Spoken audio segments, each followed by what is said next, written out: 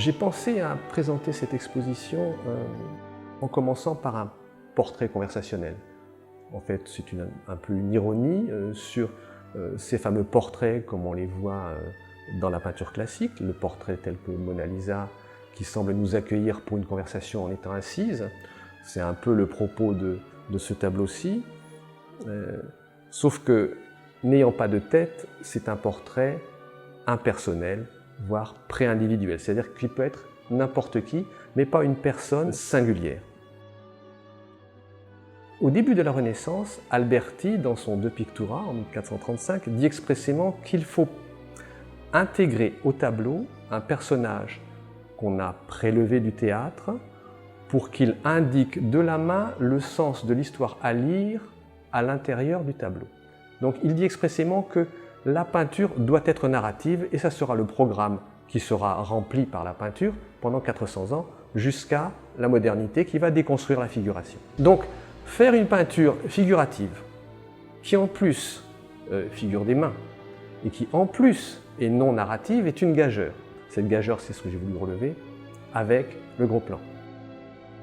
Le gros plan, en cadrant un élément du corps et en l'isolant de son contexte, empêche tout développement narratif à ce fragment cadré. L'opposition de l'étoffe et de la peau à l'intérieur du gros plan met en présence deux entités qui jouent dans une étrange rivalité, puisque la main semble descendre vers l'organique, mais elle est rattrapée par le tissu qui semble la remonter vers la sociabilité. C'est cet étrange jeu d'une descente vers l'organe et d'une remontée vers le social qui est le sens produit par les gros plans. Cette main, cette incarnation, elle a toujours cette inquiétante étrangeté que l'on oublie, c'est qu'en fait nous sommes des êtres carnés.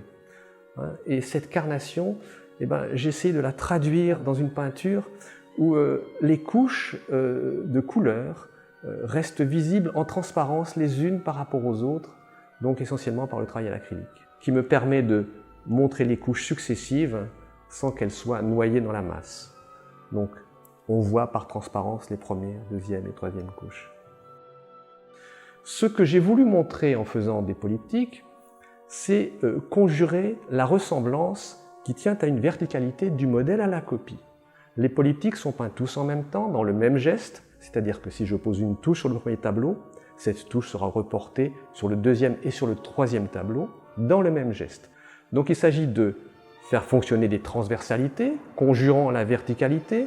Et ces transversalités vont déterminer des zones d'analogie qui vont de l'identique au similaire.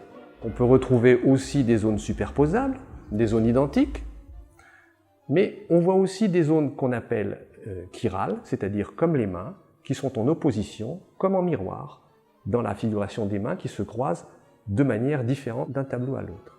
Et puis un troisième aspect de ma peinture, c'était de proposer un clin d'œil à l'histoire de l'écriture, puisqu'on sait que l'écriture a commencé par figurer des pictogrammes, c'est-à-dire à écrire avec des images.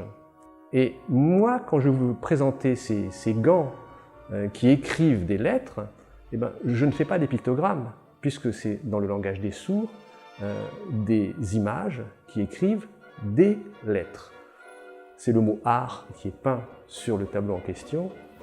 Et ce mot « art », c'est aussi un polyptyque, c'est un diptyque. Les images se superposent, donc ce sont des images qui bégayent.